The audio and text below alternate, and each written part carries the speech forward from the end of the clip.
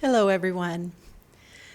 One of the things that Yoganandaji said of his many, many words of wisdom was impulsiveness is the enemy of the spiritual path. And you can see how this is so related to the peace and harmony thing, because what are the things that are impulsive that are not so great when we get into an angry, instantaneous angry mode towards someone? Now, it might just be something is kind of done passively and we get angry about it. Another way can be if someone does what we perceive to do something to us, and then we react impulsively back. And the other wonderful thing Yoganandaji said was, don't try and root out, every time you're impulsive and say, "Ooh, I was impulsive again. Ooh, I need to stop the impulsiveness." Instead, focus on a replacement for that habit that you have. And so why not be impulsive towards a new spiritual habit? So of course we all know about affirmation. We know about using pranayama to calm ourselves down. All these things we can train ourselves to, as soon as we identify we've moved into impulsiveness, to then say, wait a minute, instead of that, I think I'll do this. And try it. It's a great experiment. Now, meditation is what is going to root out the impulsiveness, because most likely that impulsiveness comes from lifetimes of behaving that way. All of us, humankind behaving that way. But for our own selves, I'm sure we come in different flavors and levels of impulsiveness into this lifetime. And of course, who knows how things are in childhood that kind of reawaken the impulsiveness. But in any case, it's ours. We've developed that impulsiveness one way or another. And so why would it be the enemy of the spiritual path? Well, it can certainly put negative karma into motion very quickly. Whenever we do say words of anger, spewing out those words, Yoganandaji said it's like sending knives to another person. And he also has made comments like, how much a friendship is destroyed when just a few words like sharp knives have come between the two. And so it's important not to do that impulsivity because it's destructive. The impulsiveness is destructive. And what are we trying to get to most of all on the spiritual path? Calmness, peace, harmony. And think of how wonderful those feelings are and how torturous impulsiveness leads us to negative feelings. Those negative feelings are really a form of torture, aren't they? When we radiate that energy, we feel alone. We know we've hurt someone, and then we beat ourselves up because we did that. It's really a negative thing to experience when we create the negativity, especially. And even if someone does something to us, our reaction is what we live with, and our thoughts are what we live with, the things that we've created within ourselves. And so one thing I wanted to suggest that is very much in the Ananda aura very often is the peace and harmony prayer that Yoganandaji came up with. And, it's a wonderful, like I said, meditation is great for rooting out these things long term, even short term. So many people, they'll take the Hong Sa class, the level 1 class that we offer, and a week later they say their anger is already better. A week later they say, wow, my family mentioned I'm so much calmer and more peaceful. So just a week. But think of how meditation can bring in that long-lasting, most important quality of calmness. Calmness is that quality where the heart, the vrittis in the heart, the chitta that Patanjali is talking about, is no longer rippling with waves of emotion. And, not to look at it in a scientific way, but think of times when you have felt very calm and in a way, unmoved by what is going on around you. And that's not a sense of not caring about what's going around you or being passive about what is going around you, but instead like a tree that is unmoved when hurricane winds come. The mind is very clear. You can make better decisions. You can choose to be a channel of love to those around you when you're not caught up in all those non-calm feelings that hurt us. But that takes a while to cultivate. That can take a long time, depending on where we are in our calmness scale. And so this peace and harmony prayer and the other techniques of the yogic path, of course the meditation, but doing pranayama, doing affirmation, listening to Swamiji's music, listening to Master chanting, listening to the voices of our Swami and Master, looking at the photos of the gurus. These are things that can instantaneously calm us when we're in a bout of impulsiveness. And it's not to deny that when someone says something nasty, we're hurt. We're not denying the hurt is there. And sometimes we have to grieve the loss of the friendship or loss of the way that friendship was if someone's willing to be so hurtful. That can be a loss. But also we can react very harshly to it as well, and we want to get out of those reactions. So this peace and harmony prayer has come in handy so many times, and it's such a lovely way to change a habit. And so the way it goes is, Master says, visualize all the people that have hurt you, and you can have this be one person for a specific situation, or you can group everyone together if you've been collecting some names lately. Like Dharmarajan said, I'm not holding anything against you and all the horrible things you've said to me. And so that means we are remembering those things very clearly.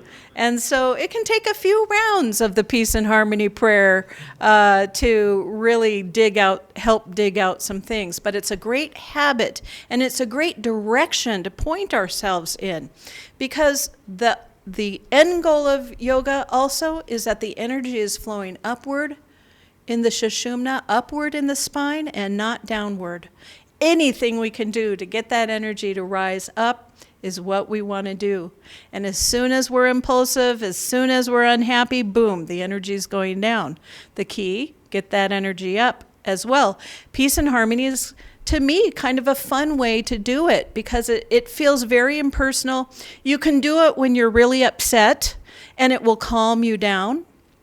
So whereas in meditation, if you go into meditation upset, it's going to be hard to get calmed down because you're there with the thoughts in your mind in the silence.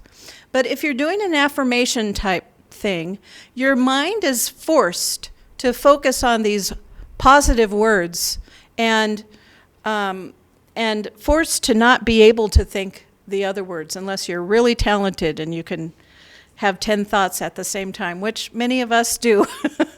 But try and just focus. And so the first part of the affirmation, Master said, do for a minute. So you visualize the people, and then you say for a minute, Lord, fill them with peace and harmony, peace and harmony. Is it just twice that I say peace? Yeah. Lord, fill them with peace and harmony, peace and harmony. Lord, fill them with peace and harmony, peace and harmony. And we'll do a full version of that in a minute or so. Then we say for 15 seconds, Lord, fill me with peace and harmony, peace and harmony. Lord, fill me with peace and harmony, peace and harmony. And Master said if you do that 5 times a day, you will guarantee changing the situation. And there's so many people who have talked about the power of this prayer, how it has transformed them, how it has transformed relationships. Now, we don't want to think we're doing a magical spell or something and that instantaneously something might happen. It might. Miracles do happen. But I think the main purpose of this prayer, not only to change the dynamics between ourselves and others, but to just change us. And to be able, in the most difficult circumstance, if you can pray for peace and harmony in someone else, then you're beginning to send out those positive intentions towards someone, whether you want to or not, you are.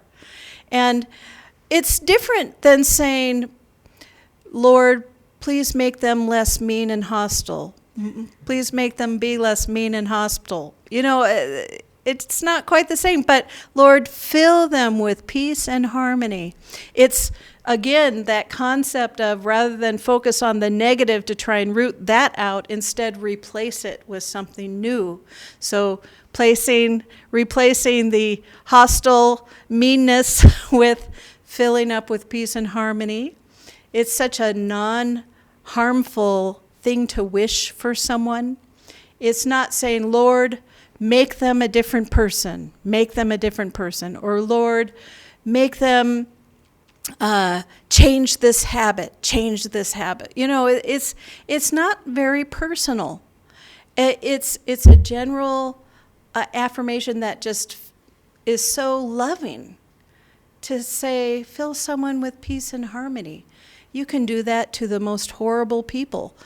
It may not affect them, but it'll affect you. And it'll make you then begin to wish peace and harmony. And bring this in as a habit. You're driving a car, although we're not doing that these days, really, are we?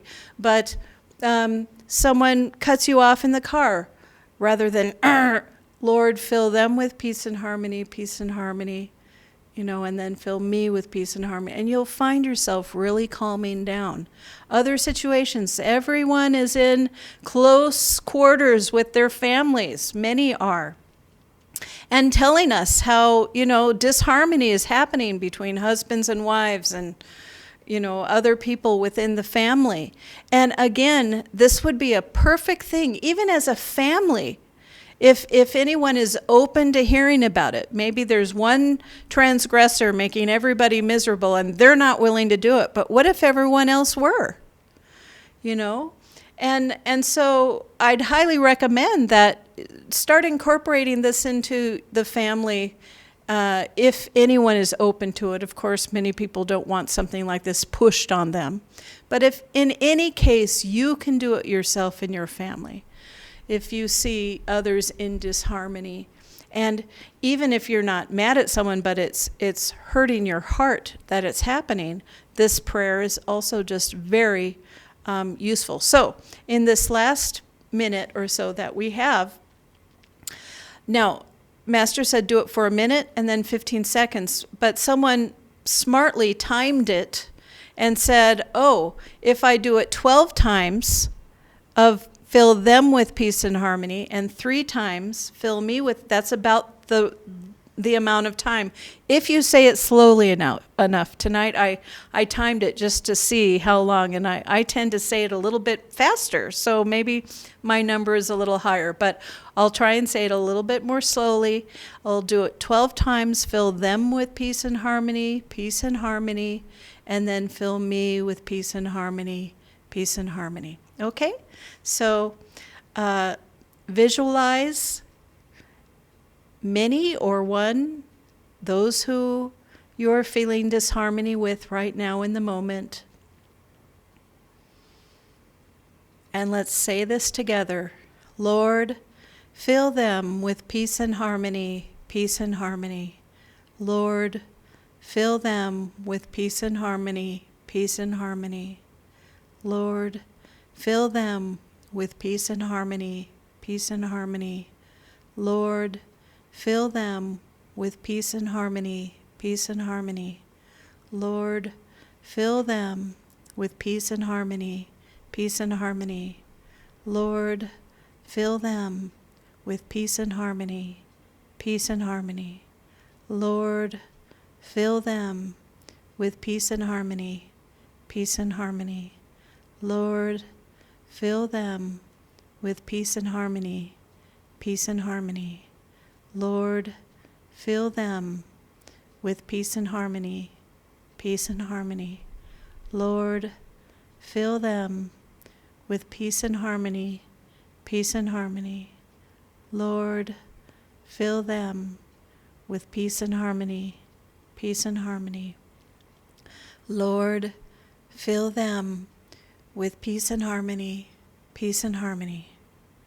Lord, fill me with peace and harmony, peace and harmony. Lord, fill me with peace and harmony, peace and harmony. Lord, fill me with peace and harmony, peace and harmony. And let's say 3 ohms, asking God to flow through, asking His healing energy to flow through. Om.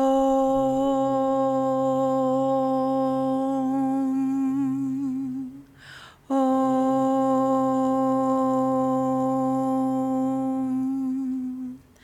Om.